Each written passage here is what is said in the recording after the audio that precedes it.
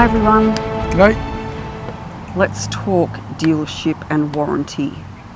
What dealership we're talking about? What company? We're talking about Toyota. As you all know, we purchased at the end of last year a Toyota Landcruiser, a 2021, which still had warranty on it. Still does to this day. Still does have warranty on it. And Adrian got in it one day, turned it absolutely dead. 36,000 kilometres it had on the clock. So warranty runs out in February 2026. So still well within warranty and only 36,000 Ks on the clock. So end up push starting it in gear and getting it going, taking it down to Toyota, our local Toyota. We're not going to mention what that is, but Which Toyota, but we live in the Northern Rivers. Yep. And they said, yeah, we can't fit you in for a few weeks, but as a goodwill gesture, we'll put you in. We'll get it in when we can. We'll have a look at it when we can. So a week went by and they hadn't looked at it. Well, it sat down there. It sat in their drop-off area Service where you yard. take the car for a week. Yep, for a week, and then I went in and said, you know, what's going on? Can we get it sorted? But this is Adrian's car that he uses for work as well. So Yep. he had to use my car then, which left me at home.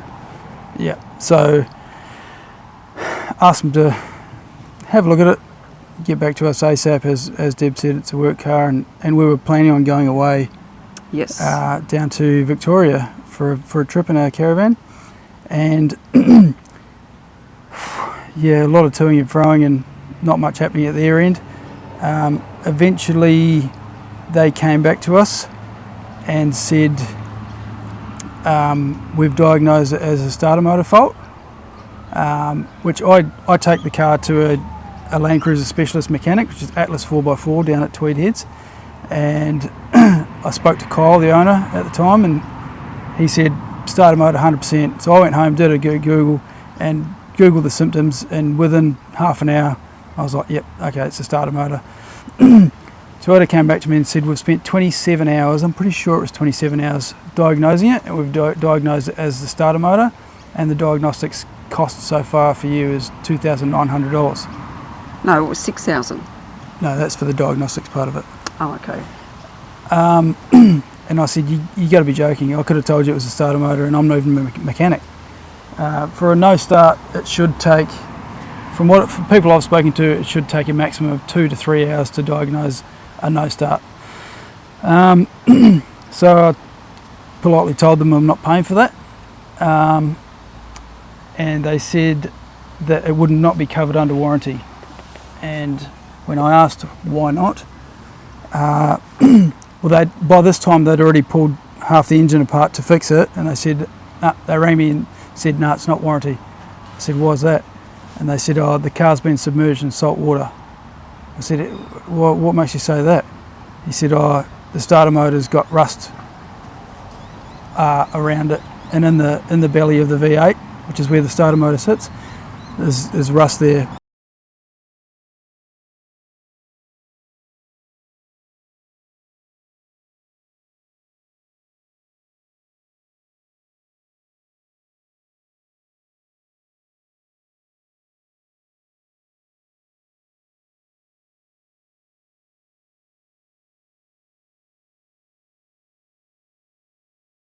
But at this stage, they wouldn't provide photos or anything, or when Adrian went down to look at the car, They wouldn't let me into the they workshop. wouldn't let him into the workshop. In the meantime, we'd lodged a claim with Toyota Australia, which they came back and said, if the dealership has said they're not warranting it, We're back in our dealers. And Yep. so I said, well, if it's rusty and everything is in there, send me some photos. So they sent some photos eventually, which then I took to my mechanic, who's, like I said, he's a Landcruiser specialist. And he said, that's normal, everything's normal in there. He said, tell them that that's like that because Toyota have designed this car with a giant hole in the bonnet. It's got the bonnet scoop. The water goes into the bonnet scoop, down onto the V8, sits down in the valley. They call it the valley, which is where the starter motor sits on the valley. Down into the valley, rolls back, and through the bell housing of the gearbox.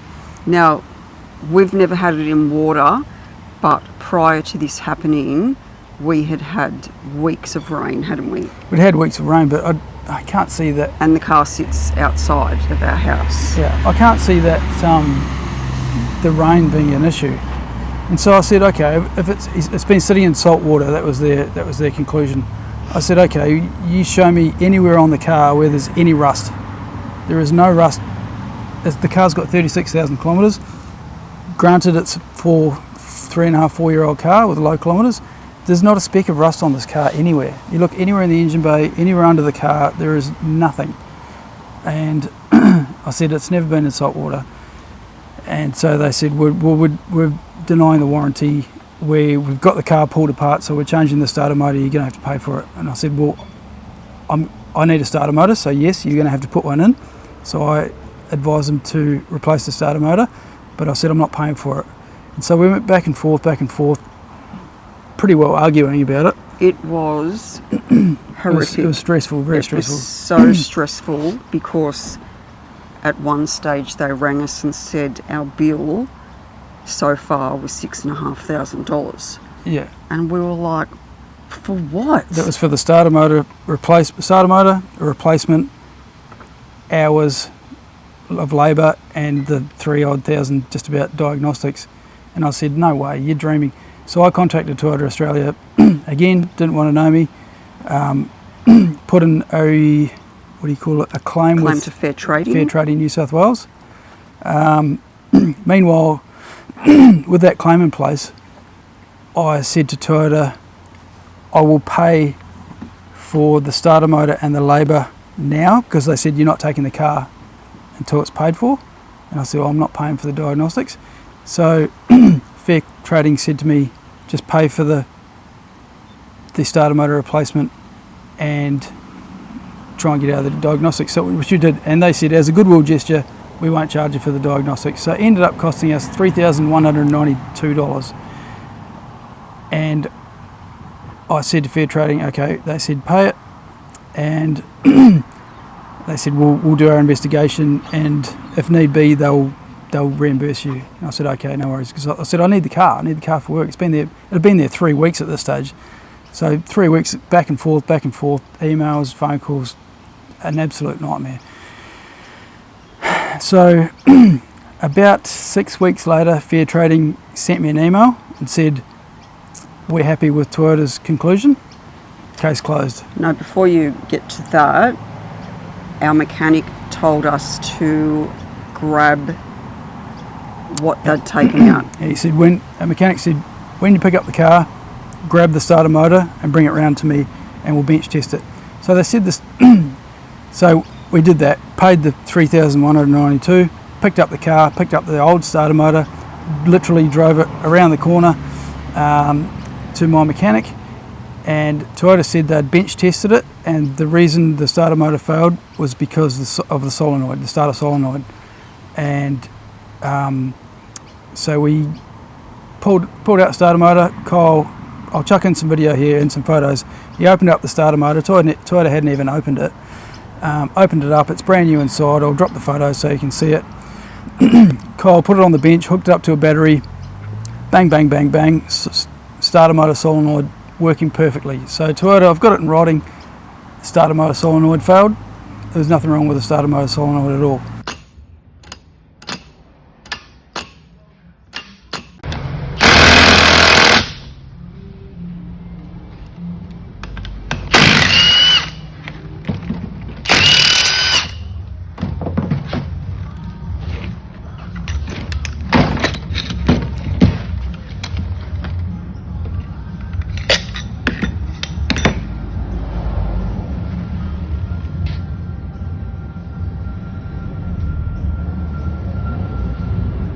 Brushes are gone.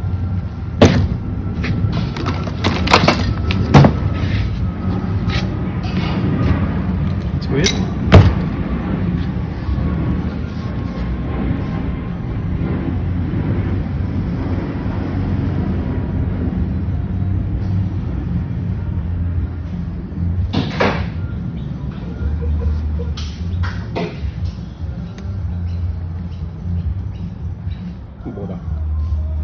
Still shouldn't kill it.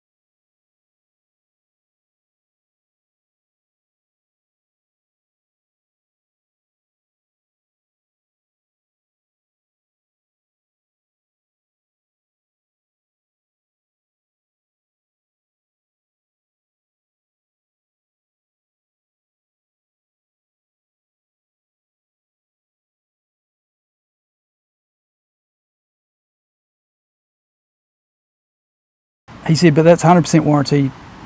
So again, I went back to Fair Trading. Well, he wrote a report for us. He wrote a report and said, you know, this is obviously a warranty issue. There's nothing wrong with the starter motor solenoid. They hadn't even tested it. So, you know.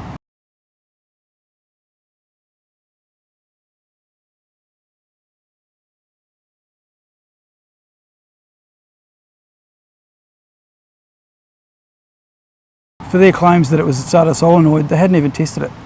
So they're just saying, oh, it's been in salt water, it's a solenoid. They're just throwing us off, sort of thing. So, all story being told, we paid $3,192 for a replacement starter motor that should have been under warranty. The car has got no rust, it's immaculate. Like, the car's a dead set a brand new car.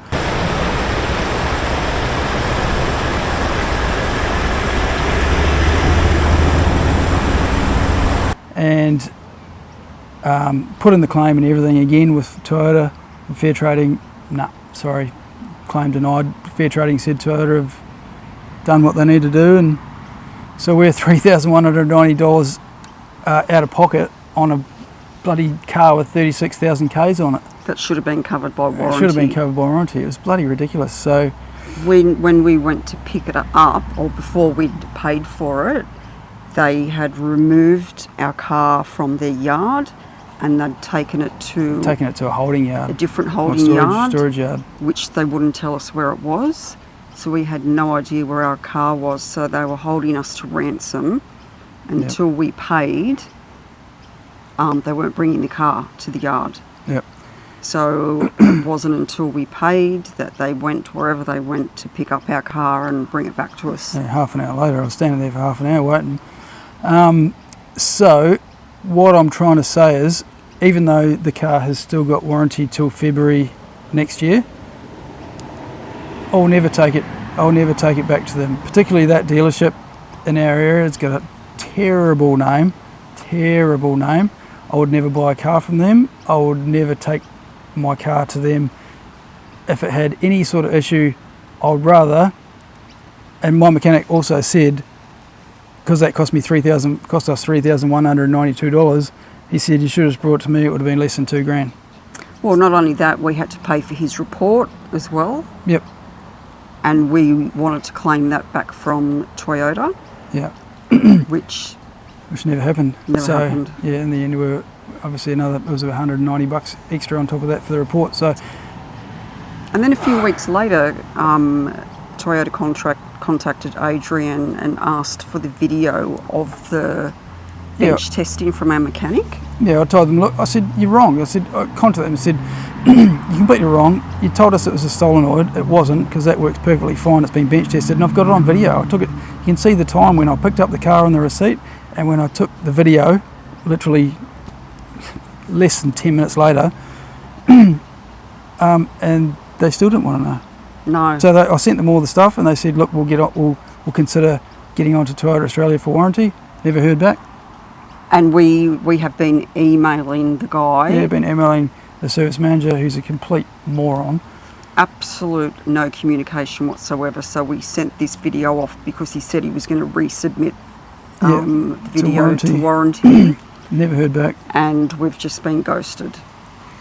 So our advice to you, is, although I don't know, I can't speak for all Toyota dealerships. I'm sure, I would love to think that there are some good ones out there.